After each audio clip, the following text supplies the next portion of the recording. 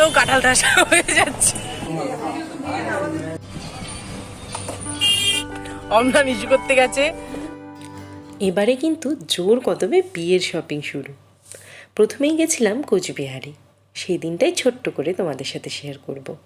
তবে তার আগে বলো, আছো কেমন সবাই? আশা করি সবাই তোমরা খুব ভালো আছো। চলো তাহলে সরাসরি গল্প করি।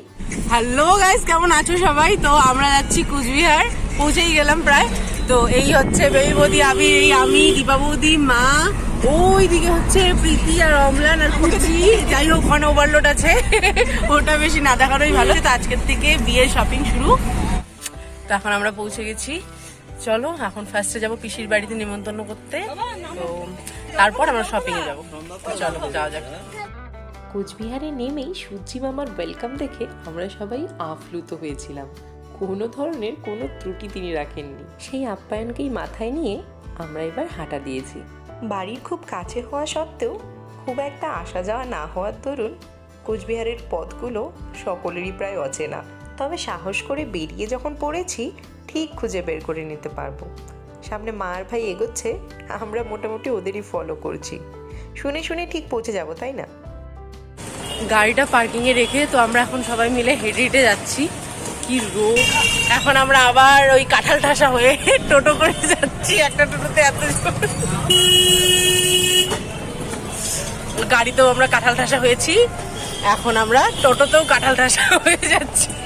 তো আমাদের পিসির বাড়ি থেকে বেরিয়ে গেলাম, আবার আরেক বাড়িতে গেল দাদার সাথে নিমন্ত্রণ করতে, মানে দিদির বাড়ি। আর আমরা একটু ঘুরে বেড়াচ্ছি মানে আমরা একটু ততক্ষণে কিছু খাওয়া দাওয়া করে নিই। বেশ সকাল সকালে গেছিলাম, তো ওখানে দোকানগুলো ভালো করে খোলেইনি জানো। তো আমরা একটা মিষ্টির দোকান দেখতে পেয়ে সেখানেই গেছিলাম। পুরি, সবজি, মিষ্টি এসবে একটু খেয়েছিলাম।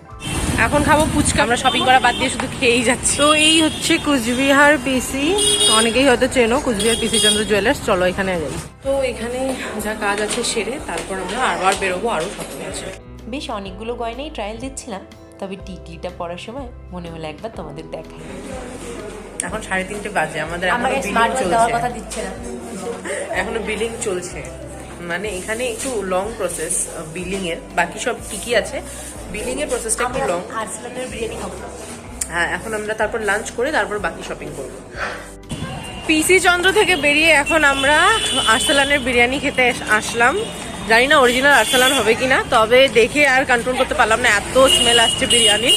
তো খেয়ে নিই, তারপর বাকি শপিং করবো।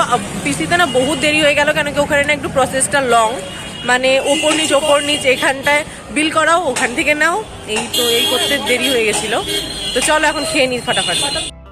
খাওয়া দাওয়াটা সেরেই চলে গেছিলাম এই জুতোর দোকানটাতে। এখান থেকেই আমাদের বিয়ের সব জুতোগুলো নেওয়া হয়েছিল, মানে আমার আর প্রণয়ের। জুতো ফুতো কেনা হয়ে গেছে। অমলানকে একটা ঘড়ি গিফট করলাম, মানে ওর অনেকদিন ধরে ইচ্ছা ছিল ঘড়ি। তো একটা স্মার্ট ওয়াচ নয়েসের, তো সেটা আনবক্সিং হচ্ছে, চলো গিয়ে দেখি। বিয়ের গিফট পাই গেলি। হ্যাঁ,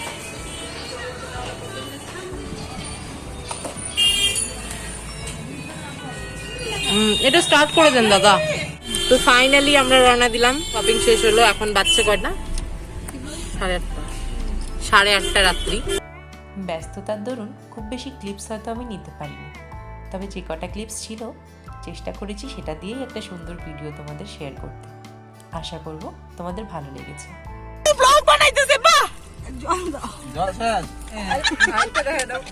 অমলা নিচু করতে গেছে, আমি বমি করলাম। বেবি বৌদি বমি করার জন্য গাড়ি থামিয়ে দিয়েছিল, আর আমি বমি করে ফেলেছি। এখন গাড়ি থামিয়ে বমি টমি শেষ করছি, তারপর আবার রওনা দিব।